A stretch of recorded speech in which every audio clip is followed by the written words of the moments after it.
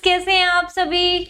मैं हूं Upasana and I welcome you all to our YouTube channel NEET foundation for class 9th and 10th। तो background देखकर आप सभी समझ चुके होंगे कि आज मैम पढ़ाने नहीं आई। आज मैम फिर से बहुत ही इंटरेस्टिंग सी कोई टॉपिक हमें कुछ अच्छी बातें बताने आई हैं। बिल्कुल आज मैं आप लोगों के लिए ये बताने आई हूँ कि 9th क्लास के स्टूडेंट्स जिनको इस समय 8th से 9th में आने के बाद जो 9th की पढ़ाई है वो एक बहुत बड़ा हवा लग रही है। स्पेशली बायोलॉजी इतनी मैम मुश्किल लग रही है कि क्या ही बताएं। तो आज मैं आपसे यही बात करने आई हूँ कि आप बायोलॉजी को आसान कैसे बना सकते हैं, कैसे उसको अच्छे तरीके से इजीली जो है वो आप पढ़ सकते हैं। तो देखिए, हर वीडियो में मैं आपसे बार बार यही कह रही हूँ, कोई भी सब्जेक्ट है सबसे पहले आप एनसीईआरटी उठाइए। आपके जो कॉन्सेप्ट्स हैं उसके एनसीईआरटी के वो क्लियर होने चाहिए। जब तक आपके एनसीईआरटी के कॉन्सेप्ट्स क्लियर नहीं होंगे तब तक आपका कुछ भी नहीं हो सकता। I myself won't be able to help you people as well. अगर एनसीईआरटी नहीं पढ़ेंगे आप तो सबसे पहले आप एनसीईआरटी पढ़िए बायोलॉजी में भी। उसके बाद आप उसके जितने भी एनसीईआरटी के बैक क्वेश्चंस हैं, इन टेक्स्ट क्वेश्चंस हैं, उन्हें सॉल्व कीजिए। उसके बाद सैंपल पेपर्स उठाइए। सैंपल पेपर्स के अगर जब आपको लग रहा है कि हाँ भैया NCERT we are done with the NCERT and हम बस सब कर लेंगे, अब एनसीईआरटी का कोई भी क्वेश्चन आएगा, तो उसके बाद सैंपल पेपर्स उठाकर अपने आप को असेस करना शुरू कीजिए कि कितना आता है। बहुत सारी चीजें तो भी ऐसी निकलेंगी जो बैक ईयर के क्वेश्चन पेपर्स में आ चुकी हैं और आपको वो शायद नहीं आती होंगी, तो आप लोगों ने उनके ऊपर फिर ध्यान देना है। अब जैसे आपका सेल का चैप्टर है फॉर एग्जांपल, तो उसमें आपको सारा पहले तो सेल का कॉन्सेप्ट पता होना चाहिए कि आखिरकार सेल क्या है।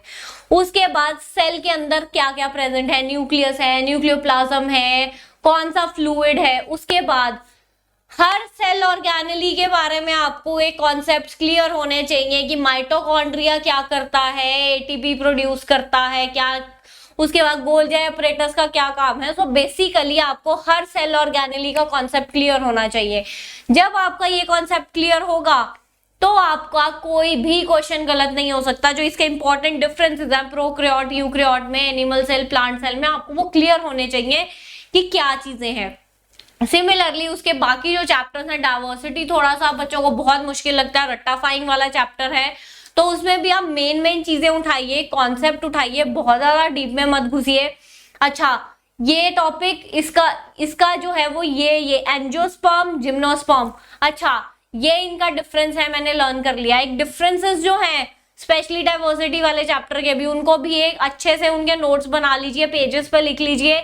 जैसे ही क्योंकि आपको पता है उनमें आपको थोड़ा सा रट्टाफिकेशन करनी पड़ती है डाइवर्सिटी वाला चैप्टर जो है उसमें, तो आप वो डिफरेंसेस लिख लीजिए। जो इंपॉर्टेंट टर्म्स हैं वो एक पेज के ऊपर लिख लीजिए ताकि आप बस वो पेज खोल लें, डिफरेंस खोल लें। अच्छा, जिम्नोस्पर्म, एंजियोस्पर्म, ये डिफरेंस है, आप फटाफट से उसको पढ़ सकते हैं ताकि आपको कोई भी प्रॉब्लम नहीं आएगी। टिश्यूज वाले चैप्टर में भी यही है, कॉन्सेप्ट पढ़िए, मेरिस्मेटिक टिश्यू क्या है, कौन से टिश्यू का क्या फंक्शन है, क्या फंक्शन नहीं है। उसके बाद ये सारी चीजें आपको पता होनी चाहिए, तभी उसके बाद जब आप एनसीईआरटी के क्वेश्चंस अटेम्प्ट कीजिए। और मेजरली जहां डायग्राम्स हैं, डायग्राम्स तो heart, they are the heart of the biology.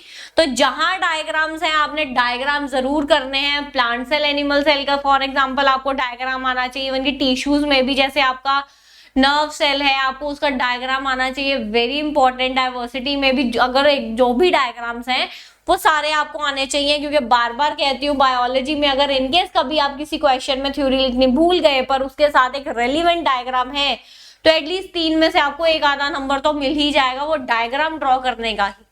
तो डायग्राम्स की, नीट लेवल डायग्राम्स की बहुत अच्छे से प्रैक्टिस कीजिए, they are very very important for you all. तो यही मेरी एडवाइस है, कॉन्सेप्ट्स पे ध्यान दीजिए बायोलॉजी में।